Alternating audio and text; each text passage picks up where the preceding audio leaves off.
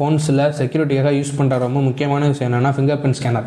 அந்த finger print scanner எப்படி work ஆகுது, அதில் என்னென்ன டைப்ஸ் இருக்குன்னு எனக்காவது யோசிச்சு பார்த்துருக்கீங்களா?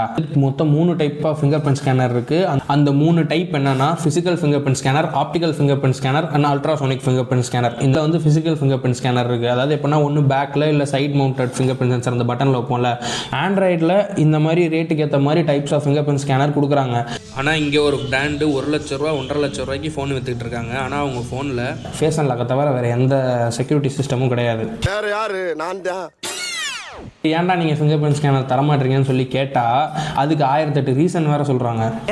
எவன் கையில் தம்பி இப்போ ரேக இருக்கு, அதான் நான் டெக்னிக்கலாக மாறிட்டேன். அது என்னன்னு தெரில.